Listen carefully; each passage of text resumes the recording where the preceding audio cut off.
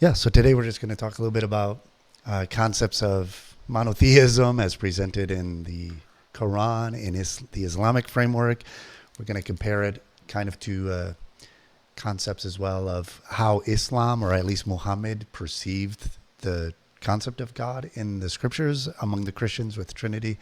And so I just saw a video this morning. It was basically from a verse in the Quran where it says that Allah made a declaration that he did not command Jesus to take other gods like Mary and Jesus as gods besides Allah. So a lot of Christians will point to that and say that's not what Christians believe. No Christians deify Mary. Is Muhammad responding to a specific instance there of somebody who deified Mary, or was that his concept or perception of the Trinity? And what is kind of the Islamic framework, and then we'll of maybe their perception of Trinity, and then we'll get into like Tawhid and concepts of monotheism, but maybe we'll launch from there. Well, certainly the verse in Al-Ma'idah that says, إِذْ قَالَ اللَّهُ يَا عِيسَى ابْنَ مَرْيَمَ أَأَنْتَ قُلْتُ لِلنَّاسِ أَتَخُذْنِي وَأُمِّي إِلَٰهَيْنِ مِن دُونِ اللَّهِ, which is, on Judgment Day, Allah will say, O Jesus, son of Mary, did you ever ask the people to worship you and your mother as other gods besides Allah? Certainly this particular verse, I would say, is speaking specifically to a Trinity that's kind of like a family unit. Okay. We have three there. We have Jesus. Did he say that himself and his mother are gods in addition to Allah? So that's three. Allah and Mary and Jesus. This is not something that we find in Christianity. It's not an orthodox belief among Christians. So he's responding to something that doesn't match exactly what Christians believe. Okay, that makes sense.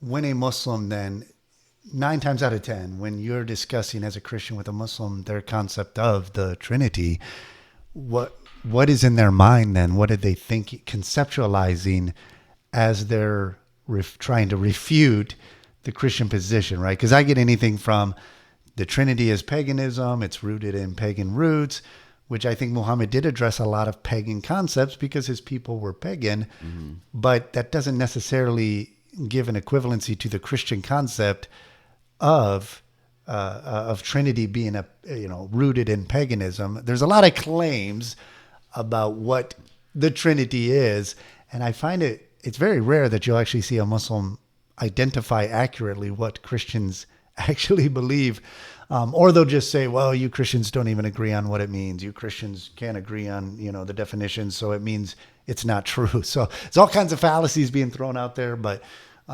does Islam frame the concept of Trinity accurately at all? No, it doesn't. In my opinion, there's no instance where it frames the Trinity accurately. Of course, that would be disputed because they want the Trinity to match something that the Quran rebukes openly. Right. But we don't have that. That verse is case in point. We don't think, and Christians don't think, that Mary is a part of the Godhead, for example. And Christians don't believe that Allah is one of three gods. Right. They don't believe that. Right. That is an incorrect representation of the Trinity. And the Quran actually says that. So you need to look that verse up. Okay. Yeah, so the other is also in Ma'idah. It's in verse 73. لَقَدْ كَفَرَ الَّذِينَ قَالُوا إِنَّ اللَّهُ ثَالِثَةُ ثَلَاثَةٍ. They have, they're in error. They're infidels, those people who say that God is one of three, is the third of three, excuse me. Okay. So Christians would not say that Allah is the third of three. So the Quran verse is basically saying that those who are in error, those who say a third of three, which is an affirmation of the creeds. Like a lot of the creeds that were formulated to define more technically the Trinity as believed by Christians was in response to heresies that were, proposed ideas that, maybe Jesus is a different mode of God, or maybe Jesus is one of three versions of the same type of God. And so all of those were addressed. And I think when I read that verse, to me, it sounds like he's just reaffirming what Christians already have discussed and dealt with for centuries prior to Islam even presenting this as an argument. So it's almost like he heard about these arguments and he's actually affirming orthodox Christianity, that you are in error if you say Jesus is one of three, because we don't say that. Right. So there would be other verses of the Quran that might address a part of the Trinity, of course, like not far from there in verse 72, in Allah huwa al-Masih, those who say that Jesus, the son of Mary, is the Messiah. That's something you're not supposed to say, that those people have stepped away from faith. They're infidels according to the Quran. So that's the rejection of the deity of Christ. Right. There's a Muslim who just responded here. He said, those who say Allah is the Messiah, Jesus, son of Mary, have certainly fallen into disbelief. Right. Mm-hmm. And so that would maybe address a little more accurately. That would be a point that it was actually addressing Christianity. Right. So that's a direct point where he's trying to refute Christianity. Now he makes the claim, but one thing I find interesting, I don't think, you might know more, that context of even that verse, does it get into detail of refuting specific claims of Christians, or it's just saying, hey, these Christians claim Jesus, the Messiah, is Allah, and so they're wrong? And is it just saying he's wrong because he wants them to be wrong? Or is there a coherent argument that maybe a Christian could look at and say, oh, well, that kind of makes sense? There's different arguments throughout the Quran, and some of them do address things in Christianity and some do not. Okay. So one of the examples that would be an argument that does not address something in Christianity would be where it refers to the fact that Mary and Jesus both ate food. That's another instance where you might say the Quran is pointing at this false version of this family unit. Right.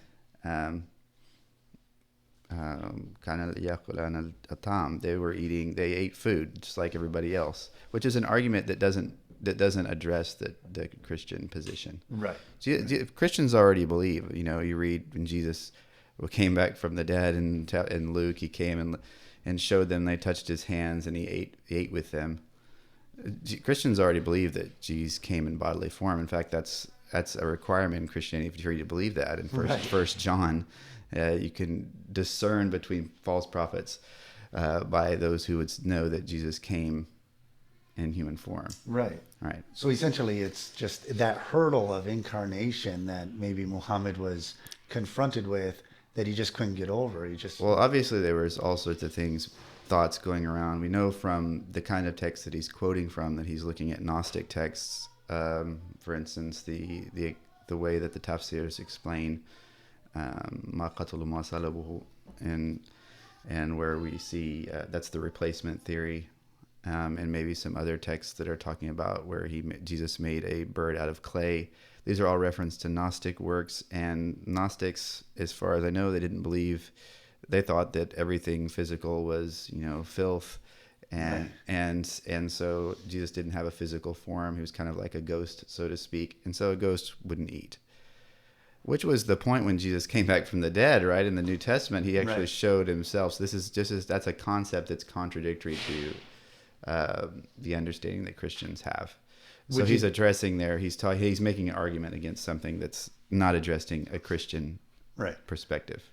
Which it undermines even you acknowledging some of those arguments that maybe Gnostics used. Which in Gnosticism, there's different levels of how they viewed Jesus as being a spirit being, deifying Jesus, which even the whole concept that Allah replaced Jesus with some, he made it to appear. Obviously, there's a million different interpretations of what that means. But essentially, the only other time in history that concept was proposed was by the Gnostics, who actually believed that a God who comes in the form of a man cannot suffer physically because he wouldn't have taken on material flesh. Therefore, it was made to appear that he was on the cross, but he wasn't really. And I think it was the Docetus, Basilides, he actually proposed that Jesus came off the cross and was mocking everybody in the crowd, laughing that you guys think you got me, but you didn't. Yes. But it's a deification. They're acknowledging that there's something unique going on with Jesus, that he's not just a man. So it's another case where we see the Quran quoting sources that do not affirm the Quran itself. Mm-hmm. So though he may take a story from here or there, the actual context in the story has implications that are contradictory to Islam's core doctrines. Okay. So that would bring you back to your famous dilemma. Right. It all comes back to all roads lead back to the Islamic dilemma, no matter what takes place. Hey, sorry guys, the sound left because somebody was trying to call, and I didn't turn it on silence there. What does here's a question from a Muslim. Why does Psalm 20 verse 6 and Psalm 91 11 to 12 say that the Messiah will be saved from any human harm? Well, I can answer that real quick. It doesn't say he will be saved from any human harm. It says that he is going to be under the submission and will of God, and that God is going to, everything that happens to the Messiah is intentional. And so it doesn't mean that the will of God is not that Jesus suffer and die on the cross, because the very same Psalms you're referencing, Psalm 22, refers to the Messiah being pierced, the Messiah suffering. That's part of the will of God, which was accomplished for the Messiah. So it does say that every step the Messiah takes is a step in complete submission in accordance to the will of God. So it's not saying that he's not saved from every harm. It just means nobody, even Jesus himself on the cross said, no man takes my life. I'm laying it down willingly, which is an important aspect I think Muslims miss a lot. On that. Psalm 22 is David. Yeah, David's lived experiences. This is one thing too, and we'll get back to that. A lot of times, it's interesting how Muslims love to pick and choose what applies to what, right? So you'll reference a passage like this Muslim gentleman here. He referenced Psalm 20 and says, "Oh, the Messiah won't be harmed." But that's David's experience. Like, it's talking about David. Then you reference, well, Psalm 22 says this. No, that's just talking about David. So they like to pick and choose their interpretation as it fits their agenda. But the point is, the prophets, and I guess, how would you word this? And again, this is off the fly here, off topic. But the lived experiences of the prophets were as much prophetic to point to the Messiah as was their actual declarations. And that's why we can look at the testimony of David as he's going through the suffering and all these things. And he even understood there's something beyond this. Why am I going through this? And he never really got the answer, but Jesus is the answer. The lived experiences of these prophets, their suffering, their victories, all of that was all to point to Jesus. All right. And I think that for a Muslim, let's talk about this real quick and we'll get back to Trinity and Tawhid. For Muslims, what I find when I'm reading the Quran is Muhammad includes a lot of didactic narratives. He's including narratives from the prophets previous, like Moses, and he's talking about Joseph. And he includes their lived experience in order to affirm himself, right? Which he's simply claiming what Jesus himself said was about him. So all of the Torah and the prophets testify of him. I think is it in Corinthians where it says the testimony of Jesus is the spirit of prophecy. And so I find when I read the Quran, it just seems like what the Quran's trying to say is the testimony of Muhammad is the spirit of prophecy. So he's just replacing Jesus. Right. That's one of the major contentions that Christians have with Islam, is that Muhammad takes the place of Jesus in titles and in position. And though Christians would say Jesus is God incarnate, they wouldn't go as far as to say that, but they still treat him with the kind of honor that is above and beyond even what Christians would venerate at Christ himself, because they have Muslims taking the sweat of the prophet and the blessed sweat of the prophet and things like that, right? And his hair and things like that, right? So Christians wouldn't do that. Let's talk a little bit about getting back to our topic on Trinity and Tawhid. Right now, and we won't get much. Really, I just want to kind of give the theological framework as a grounds for what is Tawhid. We may not get into the philosophical. I'm working on a research paper right now that is basically for my own understanding, to help me understand the concept of relative identity as a logical framework to explain the Trinity, as opposed to absolute identity as a logical framework, which actually causes this, the absolute identity model causes Tawhid to either collapse Allah into this abstract nothingness, because if Allah is if his essence is equated to his attributes, then you can't really define what an attribute is, because him being all-knowing is the same thing as him being all-powerful. So now you can't define him, and he's nothing. Whereas if you make distinction in the attributes, which a lot of Muslims do without realizing it, when they say it's a part of his essence, but it's a mystery. What is it, tanzin or whatever? Anyways, it's a mystery that it's an outflow of his essence, but they don't use distinction. Mm-hmm. So maybe let's just talk about some of the conceptual framework of monotheism as it is presented in the Quran. What kind is, just whatever you added your notes on, let's just go from wherever you're at. Okay, well, I was thinking more along the lines of Tawhid and how it's separated into three different portions: Rububiyyah, Uluhiyyah, okay, let's do that. Asma wa Sifat. So that would be, Rububiyyah would be the lordship of Allah, would be the works that only Allah can do, the things that only Allah is about himself. Those are the things you're supposed to believe about him in and of himself. Okay. Whereas Uluhiyyah is talking about your worship, the works that you perform for him. He alone is worthy of, worship and so on and so forth.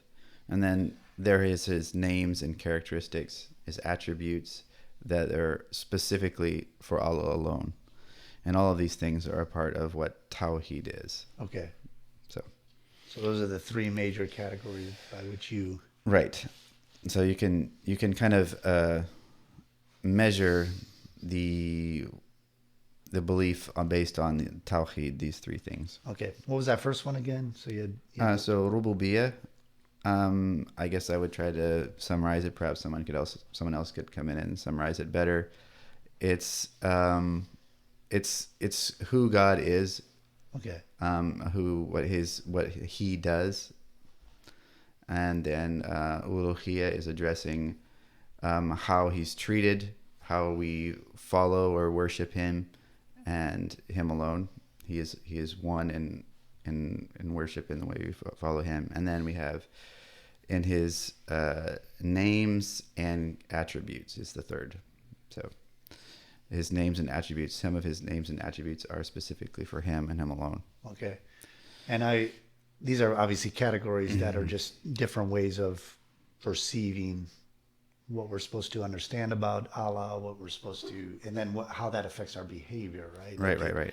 And so within Tawhid, so let's just talk about the Rububiyyah, the who God is, what he does.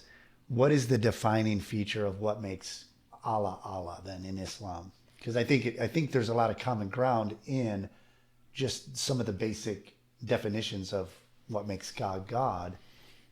We might find common ground there between Christians and Muslims with some concepts, right? Right. And I think that Islam assumes that there's common ground a lot of times because, like I said, we were talking earlier about how in Islam, all of the people who believed before Islam, all of the prophets of old were all Muslim. Right. And when it comes down to that, because we know that Islam as its fall today is, built on the 5 pillars. Mm-hmm. And some of those 5 pillars didn't exist before Muhammad. So right. A lot of times they simplify that and say that the prophets of old followed Tawhid. Okay. And so by saying that the prophets of old were Muslim because they submitted to Allah, they're submitting to Tawhid, which is a context of their perception in these 3 aspects. It's going to be contextualized to their era, right? What God decided to reveal to them. Right. So when they speak about corruption then of the religions, are they referring then to this corruption of Tawhid, that concept? Or I would address that based on the person who I'm talking to, okay. what they're trying to say. Right. I mean, like generally speaking, I would say that the Quran basically assumes that every version of Tawhid that would be in contradiction to the Quran's Tawhid right. would be something that it rejects. Okay. which is kind of reading back into history, an Islamic narrative. Right. So that would be a no-no, historically speaking. So there's probably some other way that it's framed. So as we are walking through these concepts, what are some, let me just throw some out there. Obviously, what makes God God would be that he's a creator. He's eternal, self-existent. Mm-hmm. He's not dependent on anything Mm-hmm. external to himself. And so, I mean, that's kind of a fundamental concept that I think every person who believes in the one true God, all the way back to Adam, who interacted with God, has understood, right, as a base level. Is there anything in, maybe to add to that, or is there anything in the concept that would fall under Ruhubiyya? That almost talks about the attributes of God, right? Okay. So we're talking about like maybe the third point there. Okay. So the first one would be like God created everything. He's the only creator. Okay. Right. So that would be Ruhubiyya. You can't believe that there's any other gods outside of God himself who's a creator as well. That would be something that we all have in common. So then, because eventually we're going to get to establishing why do Christians then claim that Jesus is God. And I think if we can establish with our Muslim friends that we are operating from the same vantage point of only the one true God is creator, that'd be a great starting place, right? And the concept that Jesus claimed to be God is found in the claims of the authors of the New Testament, who were the companions of Jesus, who obviously are repeating what Jesus taught and what they learned of Jesus. Obviously that's a whole nother issue of, Muslims dispute authorship and all that. Suddenly they're critical scholars and academic scholars and all that. But the point is, you go to John and Jesus is a creator. Like he's not, and John lays the context of that. Obviously we can get more into the actual why the Trinity works and why it makes sense. But you can't walk away from the earliest writings of Christianity made it explicitly clear Jesus is not only the creator, but the sustainer of all things. That was the earliest Christian creeds that are preserved in, for example, the writing of Paul, who repeated an early hymn sung by the Christians, which places Jesus in that category.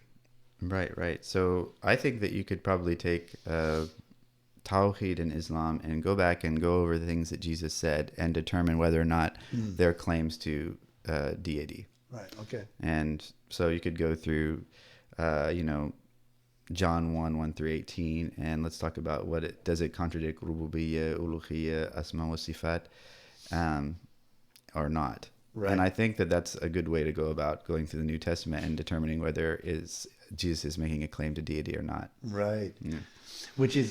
That's a really good point. And I think that I could see how that could, play out as if a Christian's can learn to break up those three different aspects and know what to fit where, you start walking through the attributes of God. Because just to counter it, before we start walking through some of that, a lot of Muslims will point out passages in the Gospels where it's very clear that Jesus is operating as a human being. Well, we don't deny that. It's ignoring the fact that Christians have acknowledged this internal conflict that seems to be an apparent paradox, which it is a paradox, but it's reconciled in the fact that Jesus is who he is. He's God who became a man. But it's not self-contradictory. But the point is, they will just emphasize the parts that, well, Jesus is a man here. The Father is greater than I, and all. They'll use specific language, and they'll say it applies to his humanity. Therefore, he's only a human, while ignoring the passages where, like you said, if you take the concept of Tawhid here and apply it to Jesus and his claims and his actions and actions done to him, then it's very clear that he's also acknowledging, claiming, and allowing people to view him as God, right? Right. So you might point out that, like, even with Tawhid, the nuances of Tawhid are derived from various texts all over the place. Right. And we put those things together to get a good idea of what that is. The same thing with the Christology we're talking about here. Right. You get this from all over in the New Testament. And so it's something that you take all these things and you consolidate them into an idea so that we can discuss it. Mm-hmm. That's what you're doing with Tawhid, and that's what you're doing with Christology. Mm-hmm. And so all those points in text in the New Testament need to be addressed. Right. And I think that's an important point too, if you're dialoguing with a Muslim, is to point out to the fact that, like somebody here just commented, said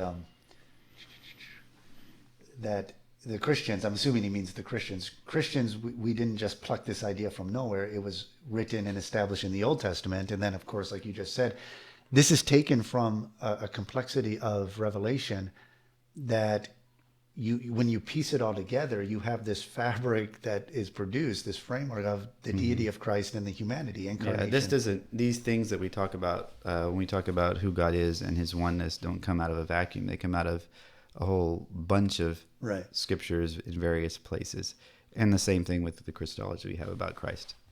And I think there's a book I want to start reading after this. A friend of mine that I follow online, it's a book on the deity of Christ in Mark, for example, Gospel Mark. Because a lot of times Muslims will say, "Oh, you have to look at John to get the deity of Christ and all of that," which is ironic because the same Muslims will say they'll discount John because it was written at a later date of all the eyewitness testimonies. They'll also quote John the most to try to prove he wasn't God, which is just it's all mixed up there. But looking at, let's say, the attributes for Allah, even the works attribute, how he's to be treated, how he's to be worshipped. Well, in Luke, you have Thomas that's declaring my, or is that John? In various different passages, you have people bowing to him. You have the attribute. Let's look at the attributes of Allah that are reserved wholly for him. There are attributes of Jesus that he exercised that I think would be right. So that would be only for him. That would be kind of what I was talking about with using the Tawhid, the different Rububiyyah, Uluhiyyah, and his names and attributes to kind of look at these scriptures in that light. You can use those as kind of a way to judge. So, for example, the Quran says in Imran 135, "Man yaghfir al-dhunub illa Allah," who can forgive sins except for Allah.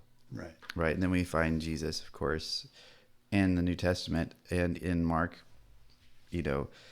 chapter 2, 5 through 12, doing that, forgiving sins, and having a similar response from the people of the day. So there, it looks like he has violated he has a common attribute with Allah. Right. Which is why they got so angry. you would be breaking Tawhid if he's not Allah.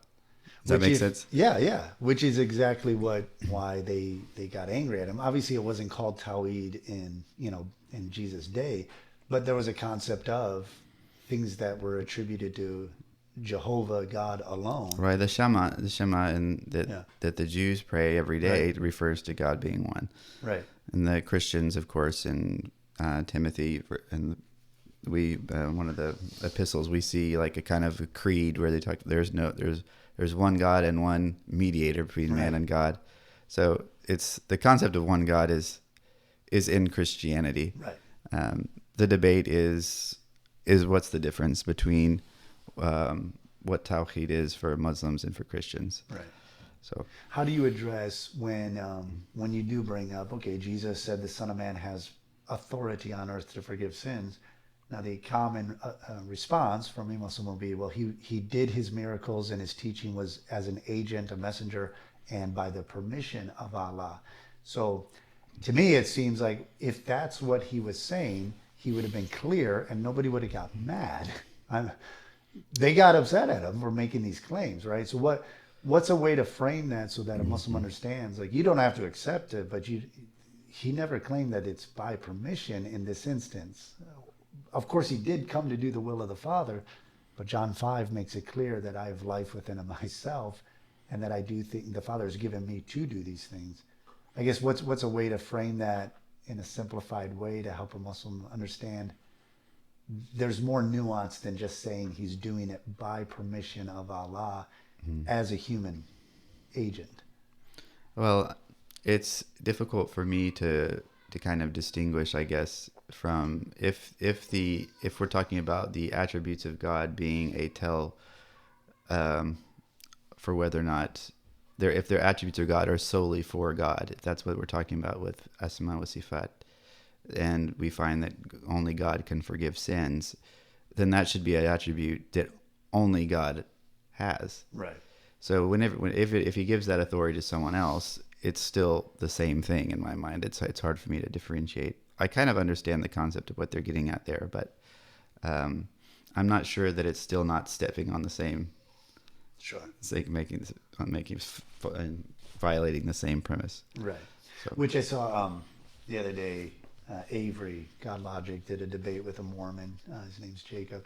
And that was kind of one of the key points that Avery kept bringing up was the angel of the Lord in the Old Testament. Jacob, the Mormon, kept trying to reiterate that's just an agent of God. But when he addresses Jacob, he says, I am the God of Bethel. And he's like, no, he was speaking on behalf of God. So there's that little nuance there. Yeah, so when you open the doors to those types of things, do you open the doors to people worshiping angels and so on and so forth? Right. You can pretty much bring any pagan practice into Tawhid by allowing for certain stuff like that.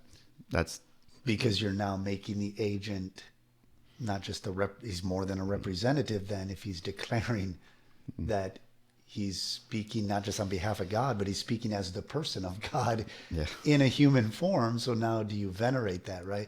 Which, this is off topic too, but that's kind of where Catholics and maybe Eastern Orthodox creep into the use of icons and images to venerate these concepts, where they'll say, well, it's not idolatry because it's passing on to God, but you're still taking something that's only supposed to be representative and making it actually an object of worship, of veneration. And so, yeah, that's definitely problematic. And I find that's kind of maybe a similar concept with, like, you know, circumnavigating the stone and kissing the stone. And it's, in some of the research I was doing, you could categorize the stones as aniconic idolatry, which means it's not images that represent people, it's objects that represent concepts of adoration. And so those stones were used in pagan worship, which I'd like to let's talk about that. You mentioned a guy who was Hanif previous to Muhammad coming, who was acknowledging some of these rituals that Muhammad made allowance for, which I think it was... Yeah, let me bring up that. Yeah, let's talk about that a little bit. Just give me a second, I'll bring it up. Okay. Let me just go through some of the comments here. Go back. Somebody made an interesting comment here, which I think is it's a neat point. It doesn't prove anything, but I do think it's really a good point. In my honest opinion, this gentleman says, the Trinity is hard to grasp. It is. But that doesn't make it not true. He says it's the only example of itself, which fits the category of you can't explain it. Yeah, I've heard some people say that, how do you view reality? Is reality simple and easy to understand, or when you look into it, it gets more complex? Mm-hmm. Should we expect reality to be more like a cartoon, or like or like it is? Right. Like it's irreducibly complex, it seems. Yeah, and I've never understood that objection, except that they're viewing reality as something very simple, where Muslims say, well, it's too complicated, so it can't be true. The deeper you get into, even in Islam, it should be assumed that the more you try to understand God, the more complex it's going to get, and the further away you get from actually understanding it. Even the attributes of Allah in Islam, the 99 names and all of that, they'll even say, because if you ask, okay, Allah is all merciful, like I'm merciful, is he like me then? No, you can't compare it to anything. Well, what does that mean then? You're acknowledging there are aspects that you can't comprehend, but you're still trying to define it. Yeah. And so you can't come and say, well, the Trinity can't be comprehended, therefore it's not true, when you have the same dilemma in your own system of comprehension of the reality of who God is, right? And so, yeah. So let's talk about, because I did a video recently on just talking about what Muslim means as an etymological word, its linguistic meaning, and then the implied theological meaning when you actually, because if it means someone who submits, it's a participle, that active participle, which is someone who submits. The minute you say submits to Allah, you've now brought a context that requires a specific definition. And for the Muslim, there's a very specific context to what a Muslim is. And if it means someone who submits to Allah, now you have to actually go back and say, well, if Jesus was a Muslim, what is his concept of who God is versus the concept of God in Islam? And if a Muslim is somebody who identifies Allah as identified in Islam, then Jesus was not a Muslim by the Islamic definition. But if he was a Muslim, somebody's got it wrong here. Yeah, even more complex is the fact that Islam isn't just silent about what the prophets of old believed. It defines how they followed Allah and things that happened in their lives. And so we get to see their Islam according to the lens of what the Quran describes. Right. So the question is, that becomes a testable thing. We can go back and look and see if that is, in fact, how we find them in the books before Islam. And it's going back and saying, oh, because those books don't line up with what we find in the Quran is really just, it sounds just like a cop-out. Yeah. Right. So just because it doesn't match with what you want, because Muhammad said that, Moses met somebody who was wiser than he, and they went together, and Khudar ran into this young man and cracked his head open, killed the kid. Right. And what did Moses say? He said, you killed a person who was innocent. Right. Right? You shouldn't have done that. Well, Islam says that there was a reason why he killed that kid, and because that kid was going to grow up and be horrible for his parents and be a infidel, and so he needed to die.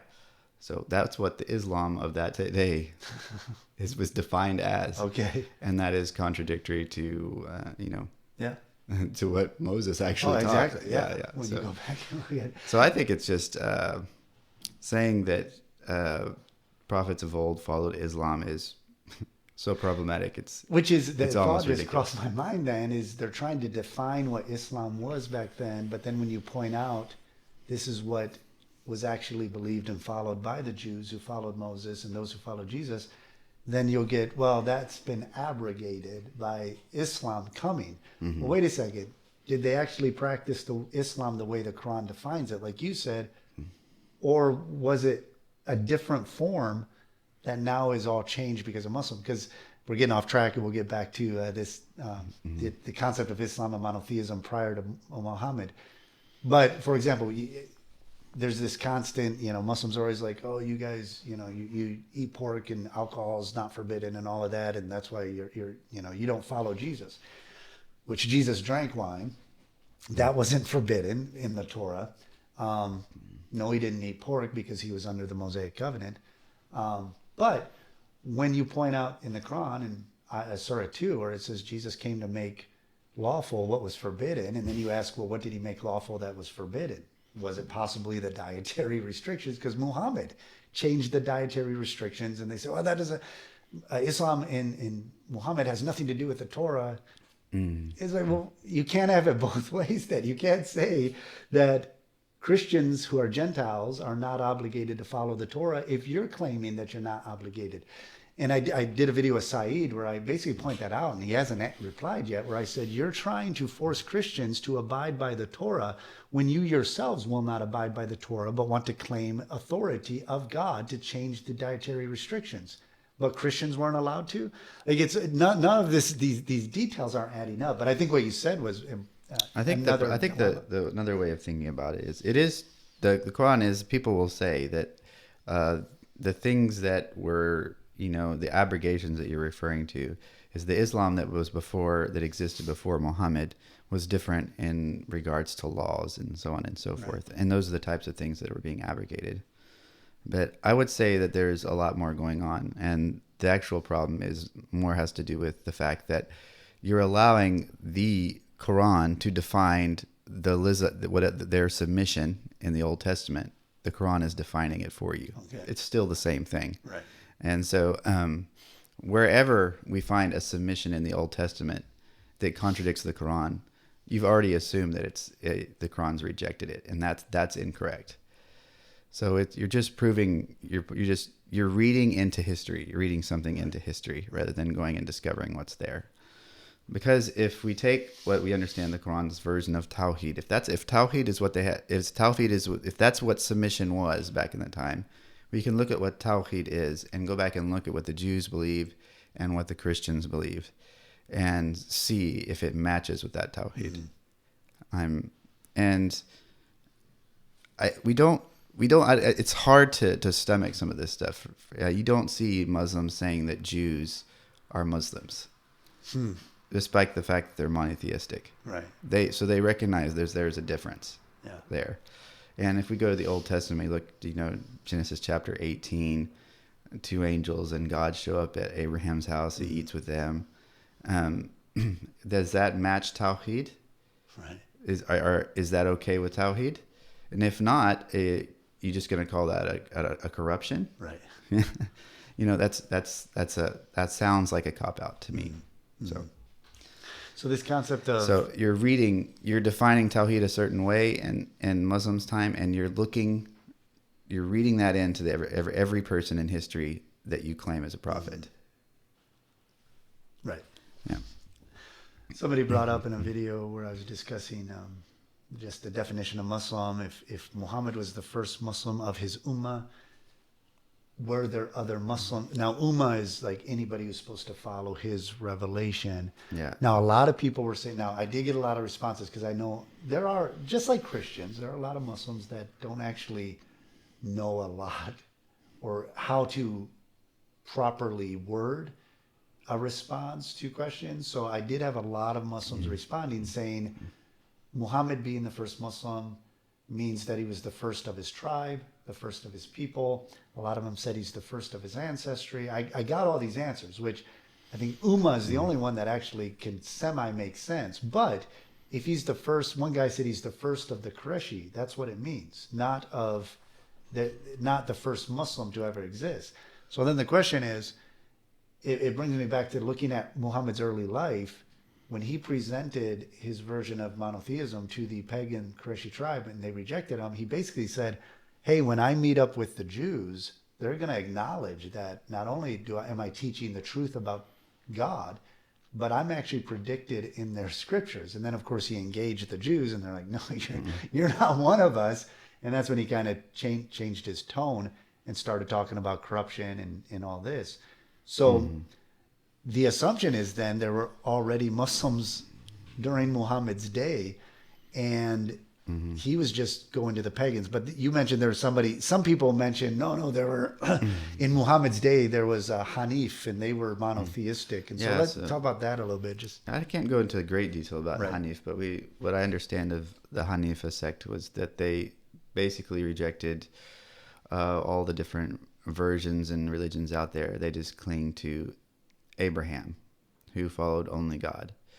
And among those people was in the tribe of the Quraysh, Zayd bin Amr.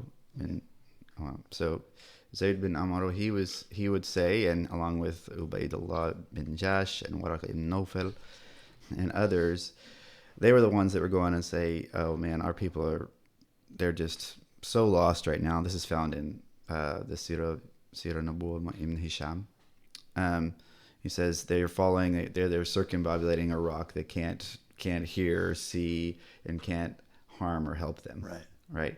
That terminology that he uses there, we see later when Omar is going around and circumambulating the Kaaba and goes to kiss the stone. And what does he say?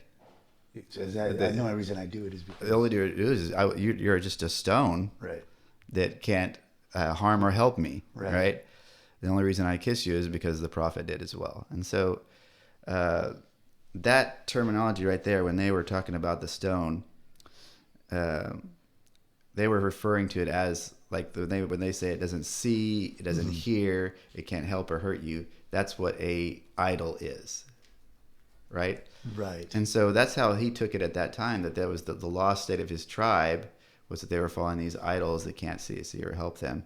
And so he was an example of monotheism for Muhammad. Okay. After Muhammad comes, we have one of his relatives, Omar, remembering using the same type of wording that we find in the Quran and in this guy's own words before that this stone is a rock that can't help Right. me. So he's thinking of it like it seems like an idol, but the prophet kissed it, so I'm going to. Interesting. So basically, there were people protesting the pagan idolatry, Yeah. acknowledging that these stones, these work of men's hands, cannot harm or hurt. Which is Christianity 101. It's Bible 101. That's the constant theme throughout scriptures. That's meats offered to idols is nothing because an idol is nothing. All that. So if that was being protested leading up to Muhammad, it is interesting that, and it's a commentary, I think, on just the substance of Islam, that he incorporated this practice when it was viewed by those who were resisting. But then even Umar says, I only do it because he did it. But there's no is there an explanation ever given why it's allowed? Farad, it's just something that was required. It's an obligation. Now, I'm going to look this up. I did read, and recently I was doing a study. I'll see if I can pull it up and see if you, off the top of your head, it's either in the Quran or the Hadith, where it basically says the rituals that were performed and then integrated into Islam, like circumnavigating, throwing stones, kissing the stone, those eventually it was just said, well, those belong to Allah, going all the way back to Abraham. So Allah's just reclaiming these. Is that in the Hadith or is it in the Quran?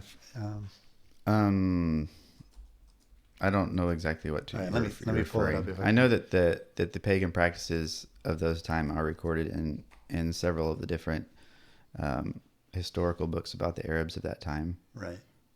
Ibn Kalbi and others. Right, because it's clear, and I don't know. Kitab al-Asnam. I think and I think it's clear these were pagan rituals. They were integrated in. I'm seeing if I can pull it up here. He was critiquing people at his time of Right. pagan rituals that they were practicing in. And we see those same kinds of pagan rituals, some of them preserved in Islam. So one way or another, we have that so far. It like I said, it's pretty common for people to read back into history whatever they want, and Right. and like I said, that doesn't, at least for me, that doesn't work. Saying, oh well, that's what they were doing before then. Well, we see Zayd bin Amr he had a problem with it. Exactly. It didn't seem right to him. Yeah. And Omar, he had second thoughts about it, or wouldn't have said what he did. Right. Yeah. Even okay. So like the plea for the rituals, I think it's Quran 2:128. Our Lord, make us Muslims to you from our descendants, a Muslim nation to you, and show us our rights, manashikana, and accept our repentance. Indeed, you're accepting. Quran 22:26-27 is the establishment of Hajj, which was already a ritual. So it's saying that it goes back to Abraham. Quran 22 again, strive for Allah with the striving due to him. He has chosen you and not placed you in the religion, any difficulty, the religion of your father Abraham. Allah named you Muslims.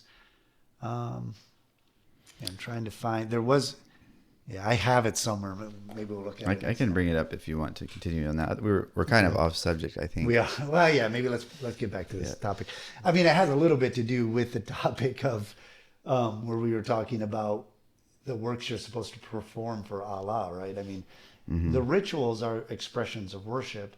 And so our rituals need to reflect our concept of who God is. And they shouldn't contradict what we believe about what is revealed about the nature of who God is. So, I mean, if Allah is clear and he gives specific instructions, it seems like even the kissing the stone, there's no real reason given for doing it. He just did it. Well, there are further explanations that are given regarding the stone. I mean, Omar didn't seem to know what it was, and he just went and kind of, kissed the stone. But other things would seem to indicate that the sins of the people are wiped off on this stone. I've heard people say, it was white before, now it's black. There's a hadith about that. Okay. It's also said that on the Day of Judgment, it will have eyes, aynayn yabsiru biha bihuma, and it will have a tongue, lisan yantiqu bihi, and it's going to speak with it's going to speak, so that's going to come alive, and it's going to be giving what's that called?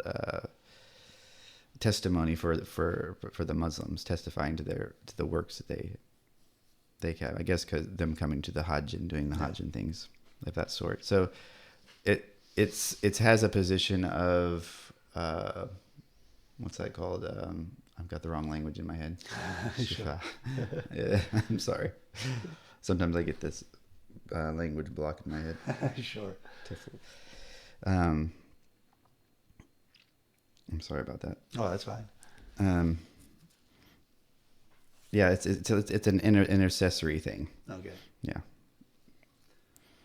So they tried to explain it a little bit, but the fact that they were according to Kitab al-Asnam and all these other historical works, that they were already falling and had precious rocks and stones that they venerating or doing anything that looks like veneration of a stone, you would think would be taboo. Right. I mean, right, because you don't want people going and visiting, building on their graves pictures or anything like that in Islam, because that could turn into idol worship. Right. But here you have something that looks a lot like idol worship, but it's okay to keep on doing it because the Prophet did it. Right. Right.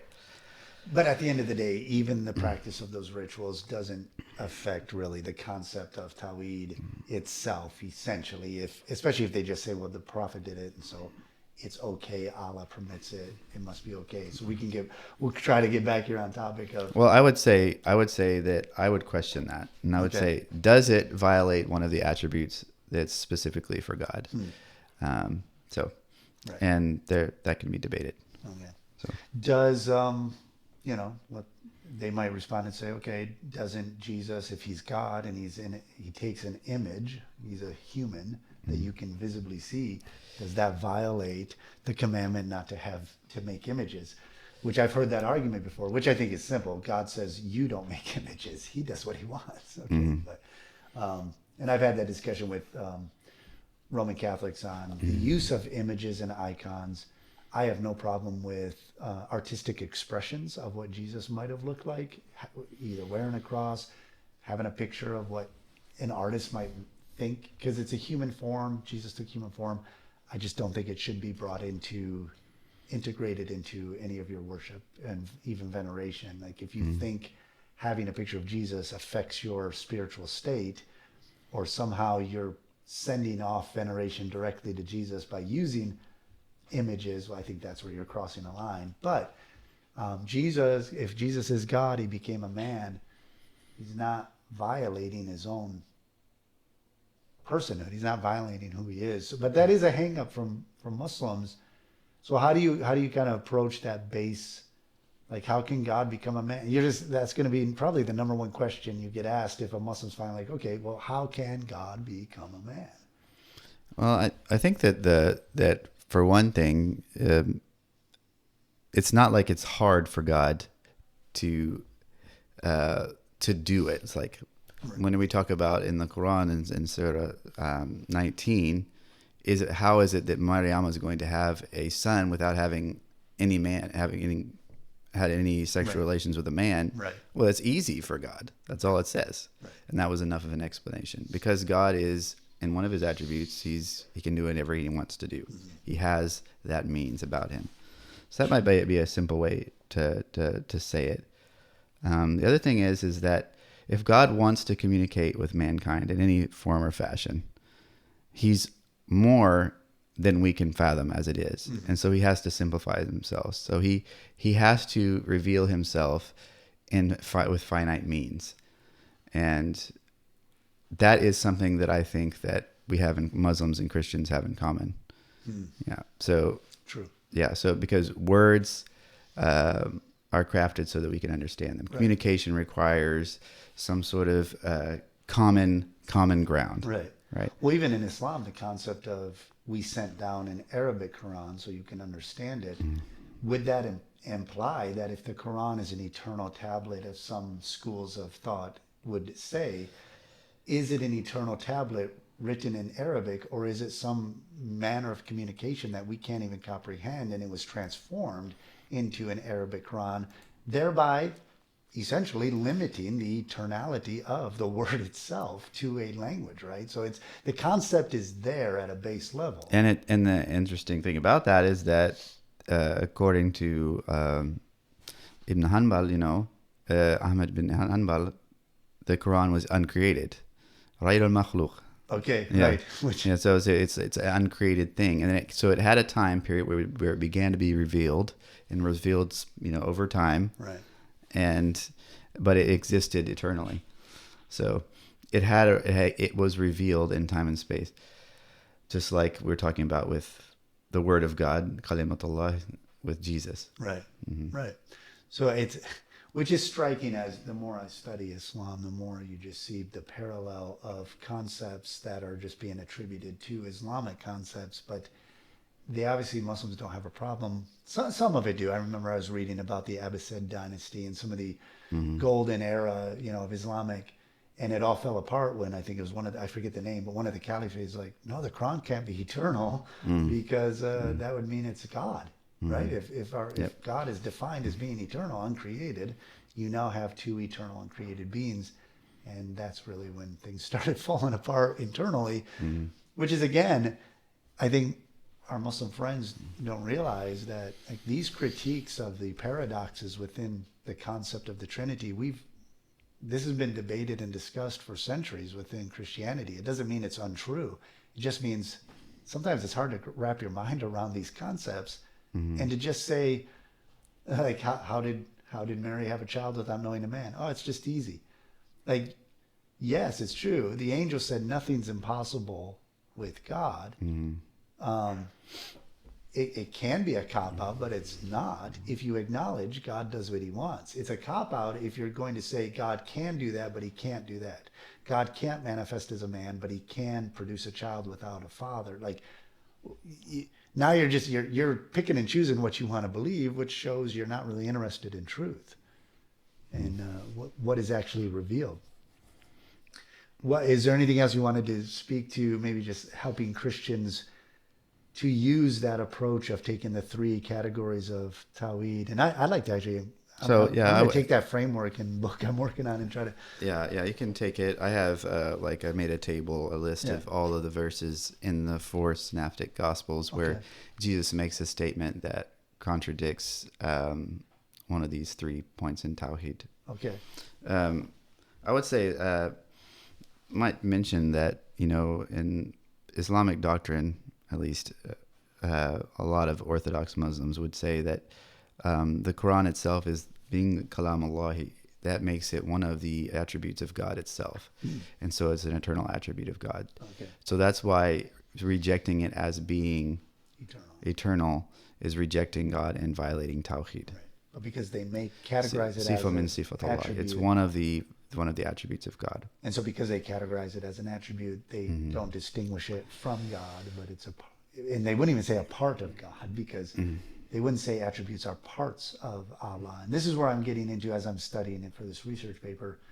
This is where the problem of absolute identity as the logical framework for how you define either Tawhid, God, becomes problematic, because if Allah is not equal to his attributes, and I did a video and Muslims were responding, but they still it's hard to categorize these things in human language because we're talking about God here, but they still present a dilemma that if you want to refute Trinity as being illogical, you also present your own dilemma with your own. There are certain presuppositions you just have to accept for Trinity and for Islamic concept.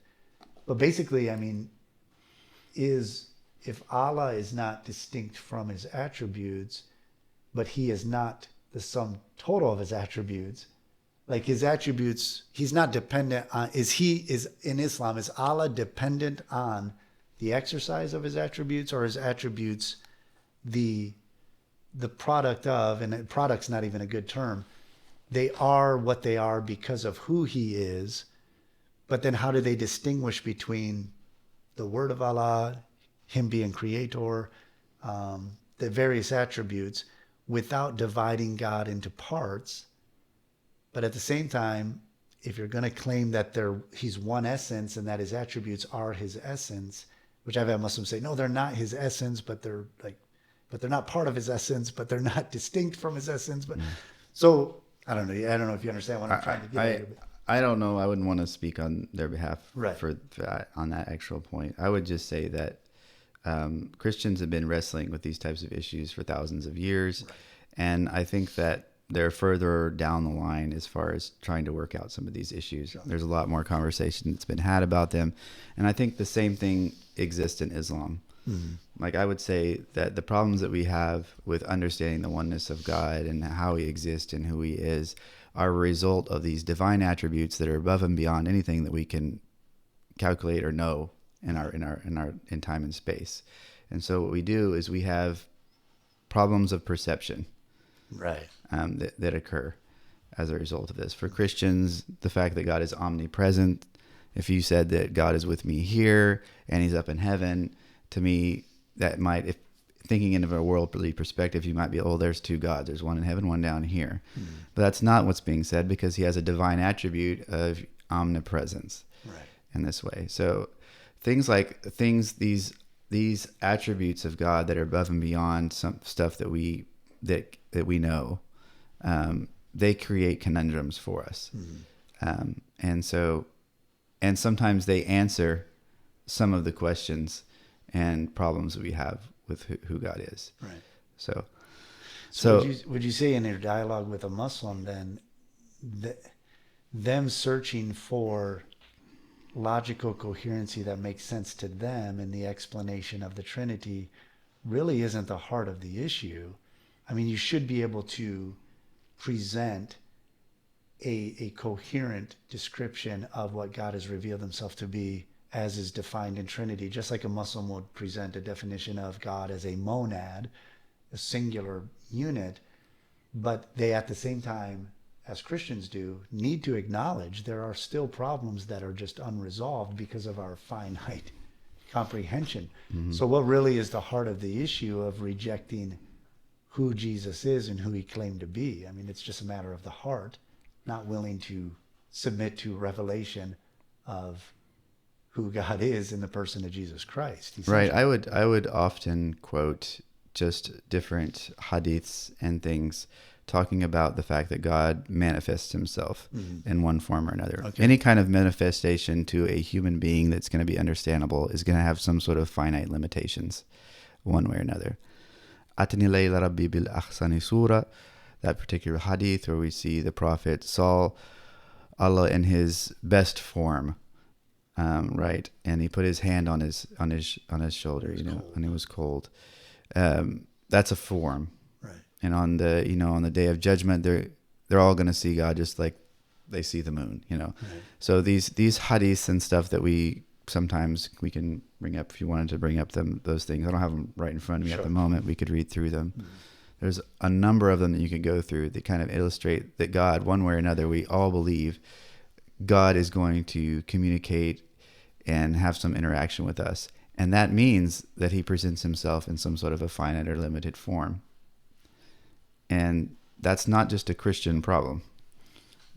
That's a problem for anybody who thinks that God is a personal type of God. And I think that, like I said, sometimes these attributes of God answer the questions. Yeah. So God may limit himself in one way, but he has infinite resources in another. Right. So when we talk about Jesus coming, God coming in flesh, or they talk about Allah being seen on the day of judgment, standing before you. Well, is he not behind you? Well, this doesn't mean that he can't be behind you, right?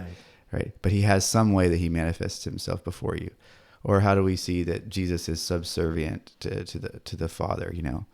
Well, I would say any manifestation of God is at the service of his divine will. And so there's some sort of service that's going on there. So sometimes these questions, we break down the nuances and we come up with rhetoric that can tear things apart. Mm-hmm. But the problem still is there. It's coming from the attributes of God, and we're wrestling with those things. We're doing the best we can. A two-dimensional being you could maybe explain a three-dimensional object to him. and a three-dimensional brain. We can talk about the fourth dimension, Right. but we're not going to be able to nail it down, you know. And the lower dimension is always going to point out paradoxes because they Right, can't right. reconcile Right. what's happening. Many people have pointed out these types of things, and I think all those things are helpful. Right. It's interesting that, you know, we're wrestling with something. Christians are always using examples to help people to understand the Trinity, and they have to balance themselves out. Always pointing out that an illustration is not the thing in and of itself. Right. It's pointing at it. And I think that's what spiritual realities are like, right? We tell what they're like and not what they exactly are. Right. And so these are deep subjects, and they're not necessarily subjects that are exclusive to Christianity. Right. So I think that's your point there on the spiritual realities of God manifesting himself. I think that the verse that came to mind immediately was when Jesus said, "My sheep hear my voice." So first he's using an analogy. Those who follow him are sheep. And he's using the analogy of a sheep who they don't distinguish human beings the way we do. They just recognize there's this being, but they know the voice of the shepherd. Mm-hmm. And every individual sheep knows their name as well. That Malik was outside of town with a shepherd, and he asked him, "Do you know the names of each of these sheep?" And he started calling them one by one, and every sheep came. And so I think the spiritual reality is that the sheep hear the voice of the Lord, which is a spiritual reality that when the Spirit of God speaks, you'll respond. But you have to respond, right, to that calling, acknowledging that it's okay to live in that acknowledgement of God is God, and there's things we may not understand. But I think that our Muslim friends, they get so caught up on what seems to be paradoxical in Christian concepts, they allow those paradoxes to keep them from actually analyzing the claims, whereas they'll ignore their own paradoxes and contradictions within their own claims, right. and just write it off as, no, we have just pure monotheism. What does that even mean? You can't give me a coherent definition of God that's complete. Nobody can, because nobody can define God. He's God. And so we have to be willing to, I think, like you said, it's very important to acknowledge those things, seek with sincerity, and the Lord will guide. Yeah, there's so many ways you can go with things like this. Like you can even talk about the fact that in Christianity and Islam, فَإِنَّ اللَّهُ خَلَقَ آدَمَ عَلَى صُورَتِهِ. God created Adam in his image. Mm-hmm. If Adam has some way or form, there's some way that Adam has a bit of his image, right, then couldn't he show you right, a bit of his image? Yeah. And isn't a human form a good way to communicate? Right, right. See what I mean? So I think that some of these things, like we can try to find some common ground with the Muslims on these things and see if it helps. Sure. So, but I think those two. I think it all comes down to at the end is the fact that Christianity doesn't have Muhammadur Rasulullah. It doesn't have that part of it, and that's really interesting to me. That Tawhid is talking about the oneness of God. But in Islam, it's not just La ilaha illallah, it's wa Muhammadur Rasulullah. Yeah, you have to have Muhammad involved in it. And I think that's where the problem is. I'm seeing a movement online. I do a lot of interaction online, and there are Muslims that are becoming more vocal online about removing the Rasulullah to the Shahada, and saying like the Shahada is not even in the Quran. Like why are we associating Muhammad with the oneness of Allah? Yeah, they're starting to reject Islam little by little. Yeah. They can go the rest of the way if they want. Yeah, exactly. But I think this approach, we can kind of close up here, because I think you really laid out a coherent approach in your dialogue. If you're dialoguing with a Muslim, is you can start with comprehending the categories of Tawhid as Muslims see it, and then begin looking at Jesus, and does he fulfill those categories? Okay, good or bad, you don't have to accept it, but you can look and say, well, he does. Like that, what Jesus is saying and doing and claiming and what people are doing to him fall into that category. Secondly, then, is what you mentioned about, then you can walk into, okay, in Islam, how does God manifest himself in different forms? And if it's allowed in Islam, and you just say, well, it means this or that. Whatever your explanation is, it's happening, which means you don't have a counter argument to say that it's not possible. It is possible. It's just your comprehension of how God can become a man is based on you not wanting to accept it, even though you accept other forms. So I think those are two really, for me, it's really, it's up in my mind, but it really just, this conversation really helped kind of solidify really a coherent approach I think any Christian can learn if you just do some basic research into these three categories. How does Jesus fulfill it? Because we do the same thing with taking the Old Testament. It's the same idea, right? What is God presented as in the Old Testament, and what did Jesus claim? Okay, he said he's the Son of Man who's going to come in the clouds. That's an attribute to God that's attributed to the works of God, how Jehovah moves.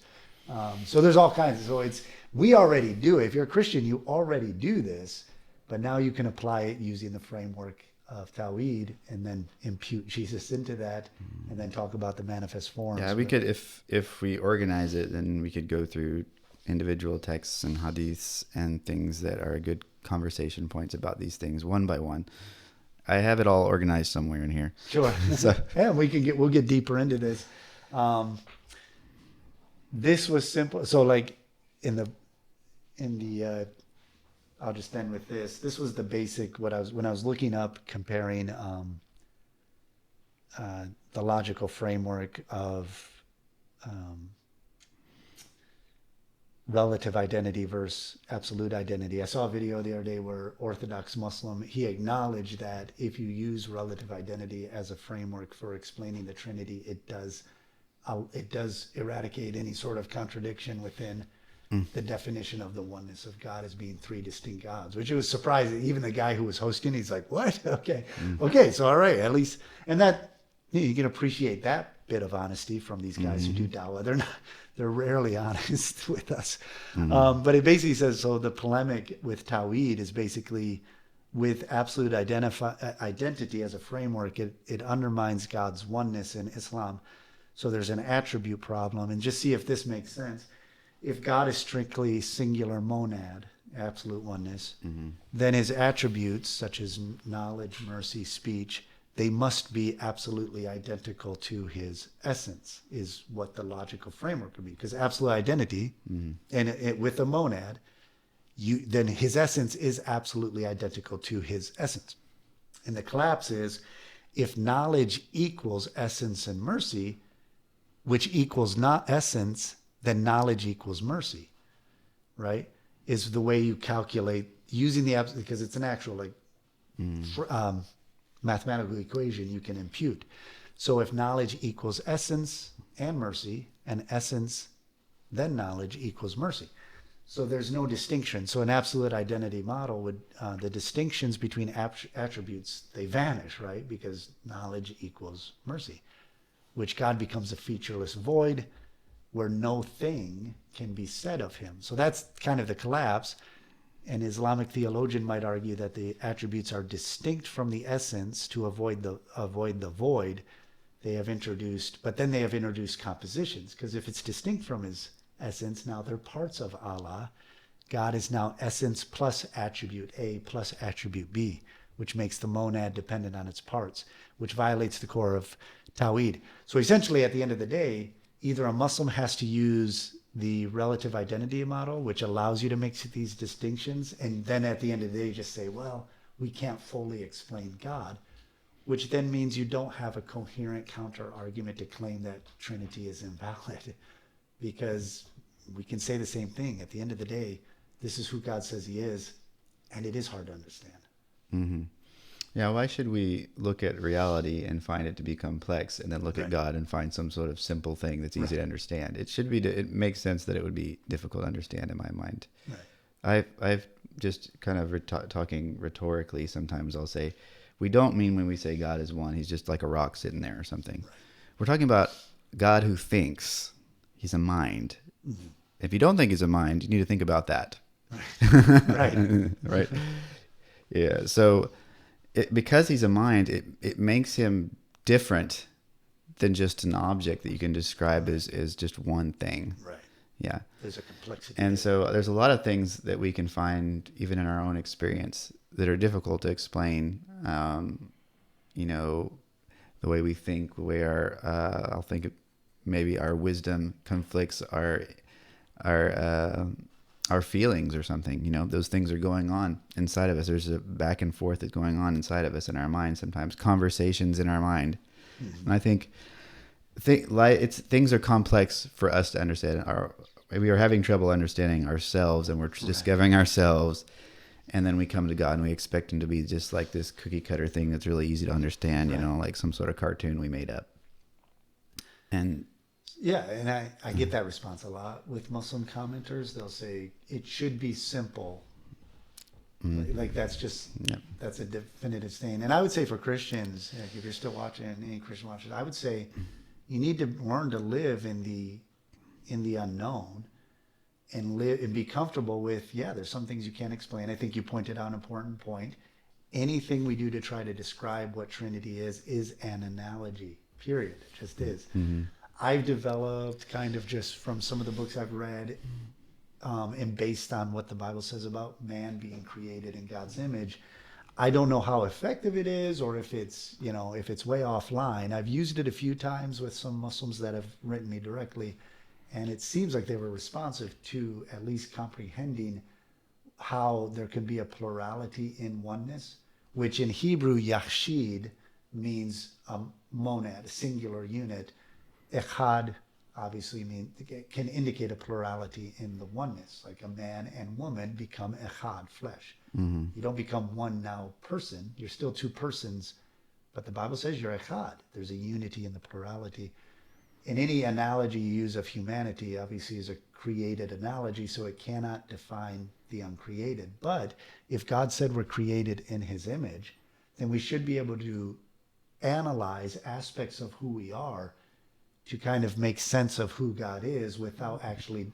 And that's one of the first places we always begin with Muslims is we say, well, you're one person, but you are a spirit, a soul, and a body.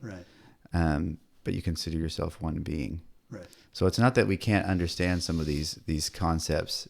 It might be that we are led to reject them for one reason or another in regards to God. So that's a discussion to be had. But I think there's ample ways of coming at this to show that what the Bible is describing is not something that violates the oneness of God.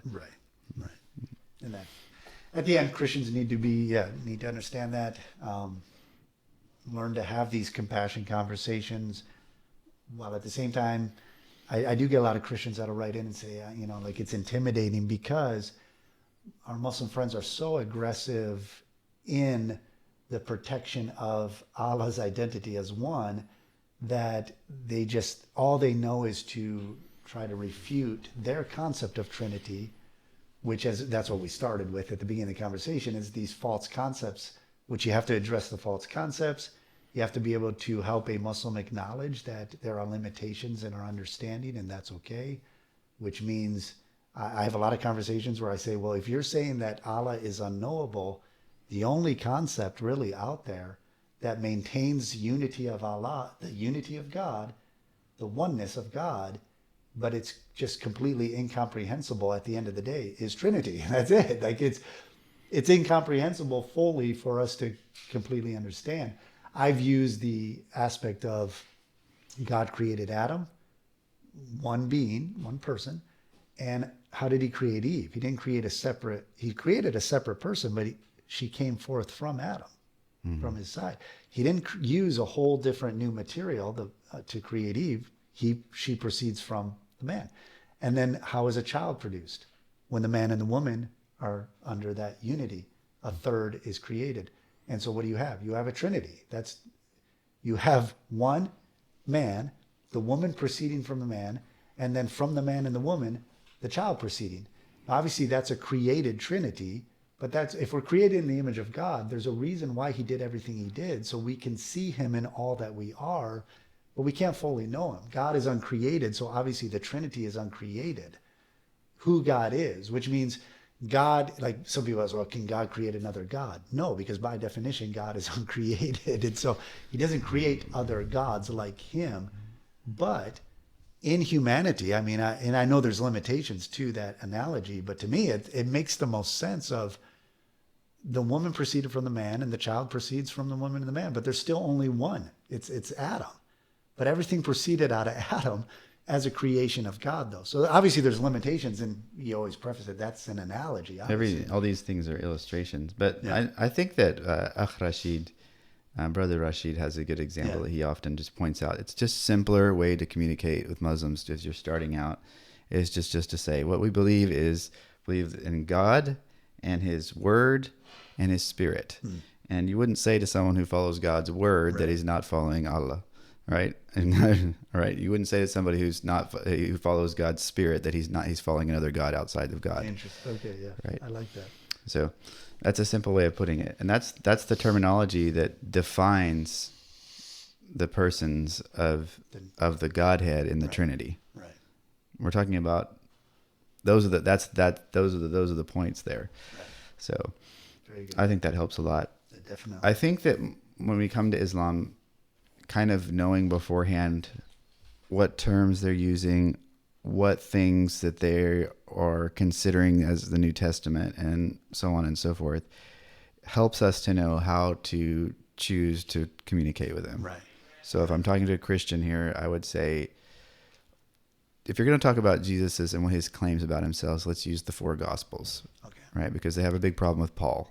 Right. Paul doesn't mix words. He just says it straight up. You can go to Philippians 2 and, Colossians and these different places and just pull these verses out. They're just really, really clear. Right. And the conversation should be over.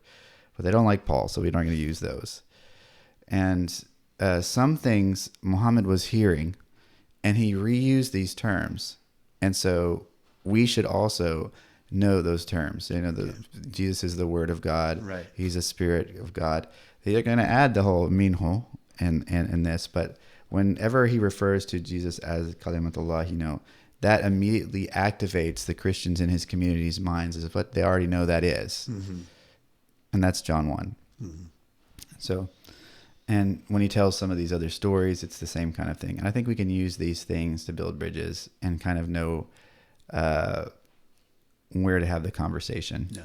Because you can draw out illustrations that would be really good for someone who's from some other background that might not be as applicable to Muslims. Which is why I use sometimes these examples of, that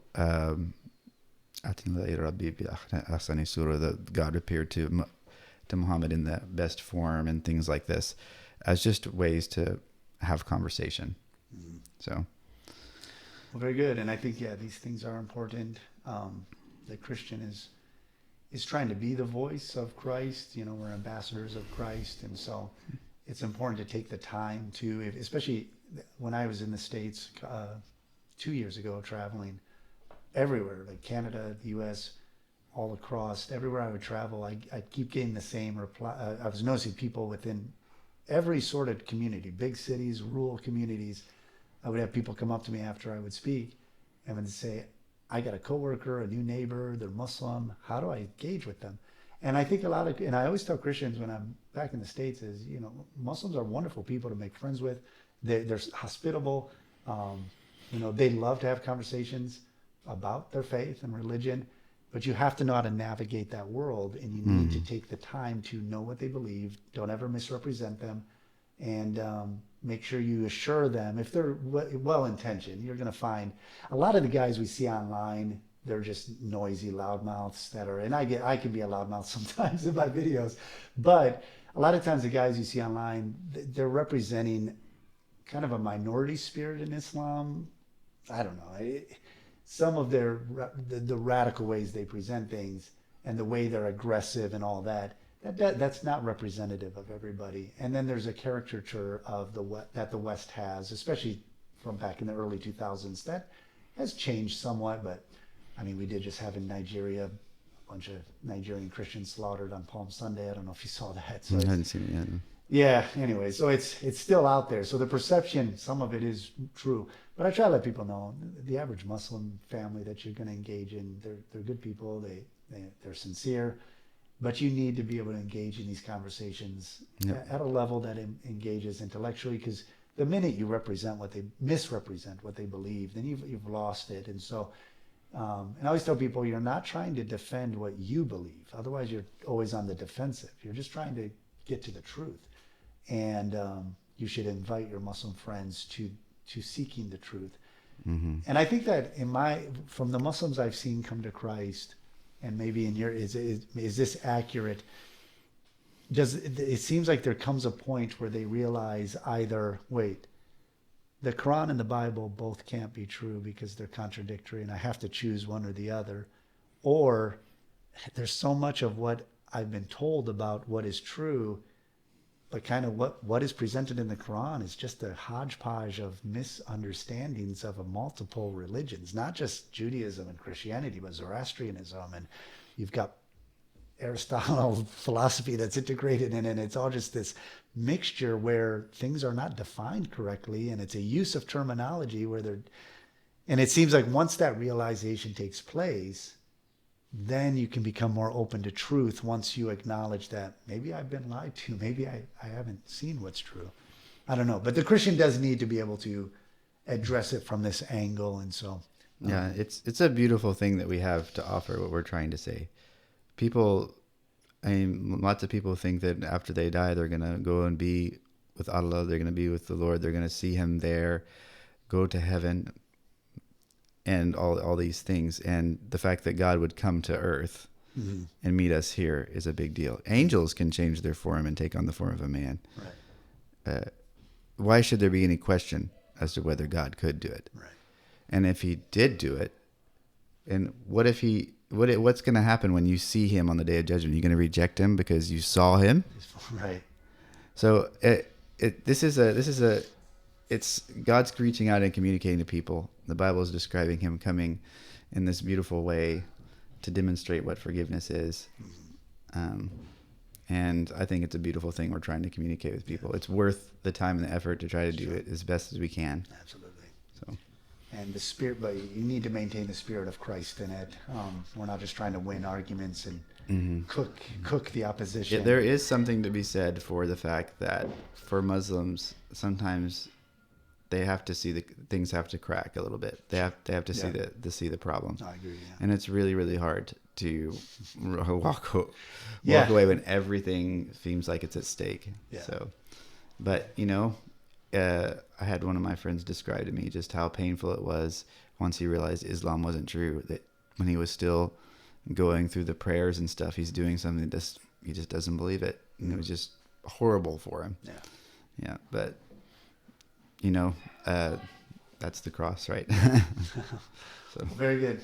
Well, we're gonna end it there. Thanks for everybody who tuned in, and with this discussion, I'm gonna go back. I'm gonna put this together and put the long form on YouTube if you want to go back and watch it. Thanks everyone who follows, who comments, interacts, and hopefully this was a benefit to you. For those of you who watched the whole thing through, appreciate everybody who joined, and be sure to send me a message if you have any questions. We're working on kind of a book we want to make available for free on PDF form eventually that will help you to reference these concepts so that you can better evangelize with your Muslim friends, your neighbors, your coworkers, and take the time to really ask the Lord to use you in engaging and reaching Muslims that are in your community with the gospel. And so thank you so much, everybody. God bless. Have a great day.